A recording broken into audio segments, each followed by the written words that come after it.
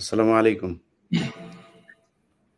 প্রিয় দর্শক, আপনারা জানেন 'প্রথম আলো ডেইলি স্টার' নিয়ে আমাদের আ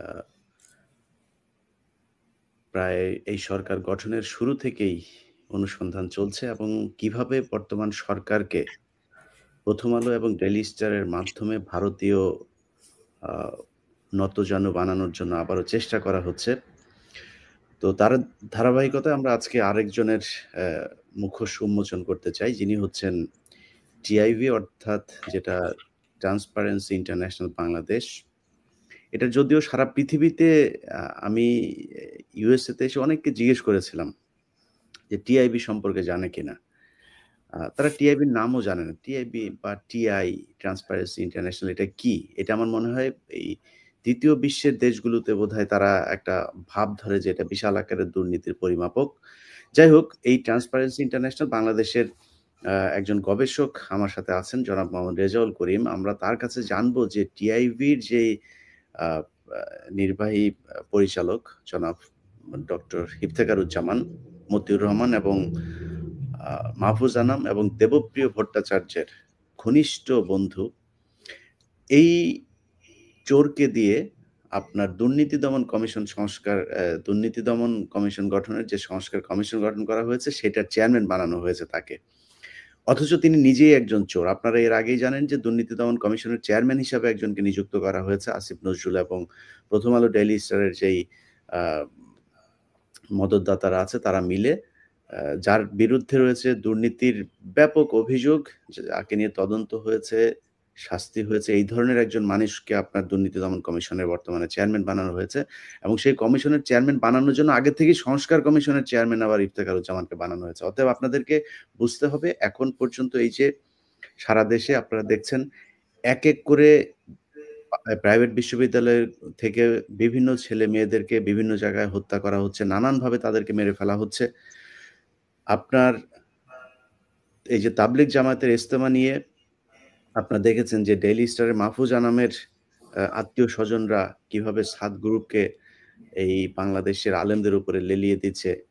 তো সব মিলে একটা অস্থিতিশীল পরিস্থিতি তৈরি করার জন্য তারা কাজ করছে এবং সরকারের বিভিন্ন জায়গাগুলোতে তাদের লোকজনকে বসানোর জন্য তারা খুব সূক্ষ্মভাবে কৌশল খাটিয়ে যাচ্ছে। আমরা জনাব মোহাম্মদ রেজাউল করিম, আপনার কাছে থেকে শুরু করি যে ইফতেখারুজ্জামানের সাথে আপনি দীর্ঘ প্রায় ১৬ বছর কাজ করেছেন একসাথে, তার সাথে গবেষণা করেছেন। এই গবেষণা নিয়ে আমরা এর আগেও আপনার সাথে কথা বলেছি। আমরা নতুন করে বাংলাদেশের মানুষকে আবারও মনে করিয়ে দিতে চাই যে ডক্টর ইফতেখারুজ্জামান আসলে কি? তার সাথে কাজ করার অভিজ্ঞতা কেমন ছিল? আসসালামু আলাইকুম, প্রিয় দর্শক শ্রোতা, আপনাদের সবাইকে সালাম জানাই এবং আমার শুভেচ্ছা জানাই। আমি ট্রান্সপারেন্সি ইন্টারন্যাশনাল বাংলাদেশে ২০০৫ সাল থেকে ২০২১ সালে এপ্রিল পর্যন্ত গবেষণা কাজ করেছি এবং দীর্ঘ সময় গবেষণাকালে টিআইবি যদিও একটি সামাজিক আন্দোলন করছে দুর্নীতি প্রতিরোধ বিষয়ে, তবে ট্রান্সপারেন্সি ইন্টারন্যাশনাল বাংলাদেশে আমরা যদি সুনাম বলি বা যা কিছু বলি, এগুলো এক ব্যক্তি কেন্দ্রিক। একটা ব্যক্তির ইচ্ছায় সবকিছু পরিচালিত হয়, নিয়ন্ত্রিত হয় এবং সুবিধাটা কিন্তু উনি ভোগ করেন। প্রথমে আসি টিআইবি ট্রাস্টি বোর্ড। ট্রাস্টি বোর্ডে এমন ব্যক্তিরা অন্তর্ভুক্ত হন যারা আওয়ামী লীগের বিগত ১৫ বছরে আমরা লক্ষ্য করেছি যারা আওয়ামী লীগের সাথে ঘনিষ্ঠ তারা এখানে ট্রাস্টি বোর্ডে আসেন। এবং আপনারা লক্ষ্য করুন, এখনো কিন্তু মাহবুজ আনাম সেই ট্রাস্টি বোর্ডের সদস্য এবং সুলতানা কামাল সহ সংখ্যালঘু ৩ জন এখানে রয়েছেন। এর আগেও যারা ছিলেন তাদের বেশিরভাগই, যেমন বলি, এখন আমাদের যিনি জনসংস্কার যে উপদেষ্টা, উনিও কি আলিমা মজুমদার, উনিও কিন্তু ট্রাস্টি বোর্ডের সদস্য ছিলেন। তো এই ট্রাস্টি বোর্ডের একটা বড় কাজ হচ্ছে টিআইবি নির্বাহী পরিচালককে নিয়োগ দেওয়া এবং ওনার নিয়োগকে সেটা হলো যে বাড়ানো বা কমানো, এই বিষয়টা দেখাশোনা করা, সার্বিকভাবে পরিচালনা করা। তো ইফতেখারুজ্জামান সাহেব এমনভাবে ট্রাস্টি বোর্ডের সদস্যদেরকে উনি নিয়ে আসেন, হ্যাঁ, যারা ওনার যে অবস্থানকাল আজীবন যেন উনি থাকতে পারেন এমন ব্যক্তিদেরকে উনি নিয়ে আসেন, যেটা বাংলাদেশে অন্য সব এনজিওর ক্ষেত্রে ঘটে থাকে। এবং উনি কিছুদিন আগে আমরা লক্ষ্য করেছি যে বর্তমান সরকারের কাছে ওনারা কিছু সুপারিশ তুলে ধরেছেন রাষ্ট্র সংস্কারের জন্য। সেই সুপারিশে একটা সুপারিশ ছিল ২ মেয়াদের কেউ যেন সেখানে প্রধানমন্ত্রী না হন। অথচ ডক্টর ইফতেখারুজ্জামান ২০১৪ সালের পর থেকে এখন পর্যন্ত ৫ বার ওনার মেয়াদকাল বাড়িয়েছেন এবং উনি কর্মীদের সামনে নানা সময় বলেছেন, ট্রাস্টি বোর্ড যতদিন চাইবে ততদিন আমি থাকব। যদিও একজন উপনির্বাহী পরিচালক নিয়োগ দেওয়া হয়েছিল ২০১৪-১৫ সালে, কিন্তু পরবর্তীতে সেই পদ থেকে ওনাকে সরিয়ে উপদেষ্টা করা হয়। এবার আসি প্রতিবেদন প্রসঙ্গে। টিআইবির যে গবেষণা প্রতিবেদনগুলো হয় সেগুলো অনেকটা রুটিন মাফিক কাজ। আপনারা লক্ষ্য করুন, গত ১৫ বছরে আমাদের বিভিন্ন মেগা প্রকল্পে পদ্মা সেতু, রেন্টাল, কুইক রেন্টাল, আমাদের মেট্রো রেল সহ বিভিন্ন পাওয়ার প্ল্যান্টে যে ভয়াবহ দুর্নীতির চিত্র দেশি বিদেশি গণমাধ্যমে উঠে এসছে, আলোচনা সমালোচনা হয়েছে, কিন্তু টিআইবির এমন কোনো প্রতিবেদন সেটা প্রকাশ করা হয়নি বা গবেষণার রিপোর্ট জনগণের সামনে আনা হয়নি যেন সরকার বেকায়দা করে।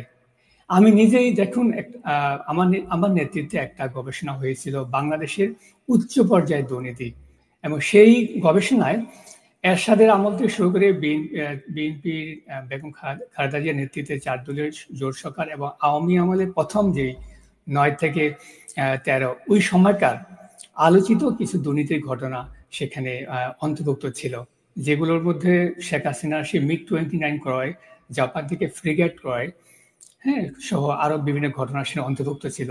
এছাড়া পদ্মা সেতু, মেট্রো রেল প্রকল্প এবং রেন্টাল কুইক রেন্টাল প্রকল্প সংক্রান্ত সেই বিভিন্ন কেস স্টাডি সেখানে ছিল।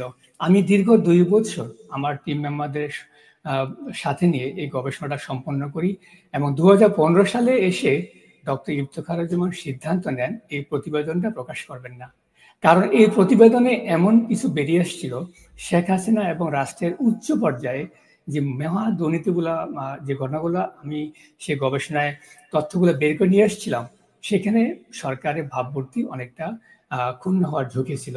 এবং এই পর্যায়ে ইফতেখারুজ্জামান সিদ্ধান্ত নেন যে টিআইবি প্রাতিষ্ঠানিকভাবে ঝুঁকির মুখে পড়বে, এই অজুহাতে উনি রিপোর্টটি প্রকাশ করেননি।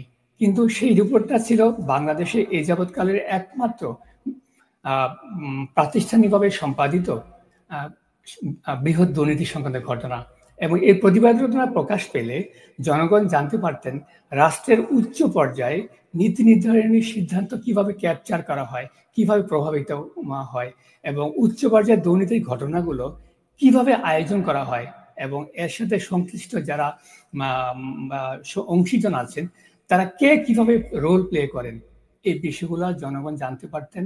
এবং রাষ্ট্রের ভবিষ্যতে একই ঘটনা পুনরাবৃত্তি রোধে তখন কিন্তু মানুষের মধ্যে একটা জনসচেতনতা সৃষ্টি হতো। এরপর আসি, টিআইবি ২০১২ সালে একটি গুরুত্বপূর্ণ গবেষণার প্রতিবেদন প্রকাশ করে, যেটা প্রতি ২-৩ বছর অন্তর করা হয়ে থাকে খানা জরিপ, দুর্নীতি বিষয়ে খানা জরিপ। তো ২০১২ সালে যে খাতগুলো ছিল দুর্নীতিগ্রস্ত, তার মধ্যে সেটা ছিল আইন শৃঙ্খলা রক্ষাকারী বাহিনী বা পুলিশ বিভাগ। ১৫ সালে কিন্তু সেটা আমাদের মাঠ পর্যায়ের তথ্যে প্রথম পজিশনে ছিল, কিন্তু বেনজির আহমেদের ভয়ে এবং সরকার যাতে করে, সরকারের যে পুলিশ বাহিনী যাতে করে ভাবমূর্তি আরো সংকটে না পড়েন, বা শেখ হাসিনা যাতে করে কি বলে আরো শেখ হাসিনার যে ক্ষমতাসীন দল যাতে সংকটের মুখে না পড়ে, কি করা হয়, সেই ডেটাগুলোকে ম্যানিপুলেট করে, পরিবর্তন করে পুলিশ বিভাগকে ২য় নাম্বারে নিয়ে যাওয়া হয়। তো এরকম আমি নিজে আরেকটা গবেষণা করেছি, যেটা ছিল বাংলাদেশের ইতিহাসে এখন পর্যন্ত সর্বশেষ গবেষণা, মিলিটারি করাপশন। আপনারা জানেন ২০০৭ ও ৮ সালে আমরা সবাই জানি যে মইনু বা ফখরুদ্দিন আহমেদের নেতৃত্ব যে দুর্নীতি বিরোধী অভিযান পরিচালনা করা হয়েছিল, অনেক ভালো কাজ করেছে, আমরা স্বীকার করি। যেমন একটা ভোটার লিস্ট করেছে, আরো বিভিন্ন বিষয়। কিন্তু সেই সময়ে যে ভয়াবহ দুর্নীতি হয়েছে, এই তো সিভিল পাওয়ারের মাধ্যমে বেসামরিক প্রশাসনে তারা যখন আসছিল, ২ বছর মাঠ পর্যায়ে ছিল, যেই ভয়াবহ রকম দুর্নীতি হয়েছে, রাজনৈতিক মাইনাস করার নামে, -2 ফর্মুলা বাস্তবায়নের নামে যে রাজনীতির যে নির্যাতন, সেখানে চাঁদাবাজি, ব্যবসায়ীদেরকে নির্যাতনের মাধ্যমে যে চাঁদাবাজি, হাজার হাজার কোটি টাকা যে সেখানে তোলা হয়েছিল, ১২৩২ কোটি টাকা কিন্তু সেখানে মানে ফর্মালি রাষ্ট্রীয় কোষাগারে জমা দেওয়া হয়েছিল। তো আমি এই গবেষণায় যে তথ্যগুলো পেয়েছিলাম মাঠ পর্যায়ে যাচাই বাছাই করে 2 বছরের চেষ্টায় বেশিরভাগ তথ্য কিন্তু সেই প্রতিবেদন থেকে বাদ দেওয়া হয়। বাদ দিয়ে কি করা হয়, বলা যায় যে 20% তথ্য যে রিপোর্টটা প্রকাশ করা হয়েছিল 2013 সালে সেইটা জনসমক্ষে আনা হয়। সর্বশেষ বন বিভাগের উপর একটা গবেষণা করা হয়েছিল, সেটা আমার নেতৃত্বে করেছিলাম। সেখানে তখনকার বন ও পরিবেশ মন্ত্রী ডক্টর হাসান মাহমুদ এবং উনি এবং ওনার ওয়াইফ ওনার পদ এবং পদবীকে ব্যবহার করে বান্দরবান এলাকায় কয়েকটি পাহাড় দখল করেছেন এবং সেই বিষয়গুলো কিন্তু উঠে এসেছিল। তো এর যখন প্রতিবেদনে খসড়াটা উপস্থাপন করা হয় টিআইবির অভ্যন্তরে, এই বিষয়টা কিন্তু সে প্রতিবেদন থেকে বাদ দেওয়ার জন্য বলা হয়। এইভাবে টিআইবির বিভিন্ন গবেষণা প্রতিবেদন গত 2009 থেকে 15 সালের মধ্যে 21 সালের মধ্যে আমি যে সময়টা টিআইবিতে ছিলাম, আমি লক্ষ্য করেছি সরকার যাতে নাখোশ না হন, সরকারের ভাবমূর্তি যাতে ক্ষুণ্ণ না হয় এবং শেখ হাসিনা যাতে করে টিআইবি নির্বাহী পরিচালকের প্রতি বিক্ষুব্ধ না হন, সংক্ষুব্ধ না হন, সেগুলোকে প্রভাবিত করে, পরিবর্তন করে, পরিমার্জন করে বা কাটছাট করে জনগণের সামনে নিয়ে আসা হয়।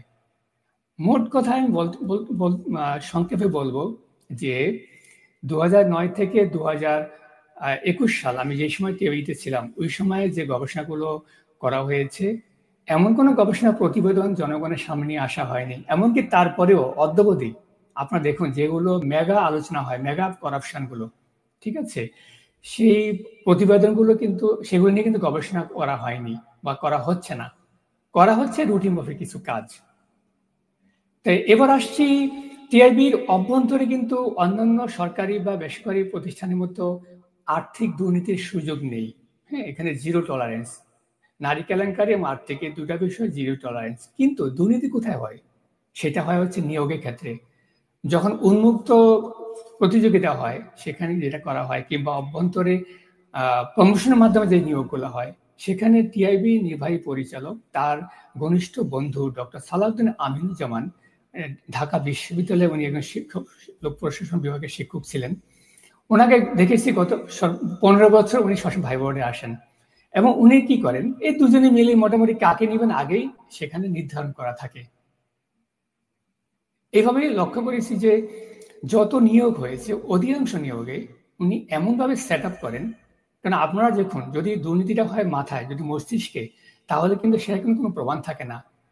এবং নোবেল বিজয়ী সেই রবার্ট স্টিগলিটস, হ্যাঁ, উনি যেটা বলেছেন কগনিটিভ করাপশন, টিআইবির ক্ষেত্রে যেটা মস্তিষ্ক প্রসূত দুর্নীতি, এমনভাবে অর্গানাইজড ওয়েতে দুর্নীতিগুলো করা হয় এই নিয়োগের ক্ষেত্রে, পদায়নের ক্ষেত্রে, হ্যাঁ, সেগুলো কিন্তু কারো ধরার সুযোগ থাকে না। তো মোটা দাগে আমি এই বিষয়গুলো লক্ষ্য করেছি। এখন আপনি যদি আরো বিষয়ে প্রশ্ন করেন, আমি তখন আরো বিষয়তে যেতে পারবো।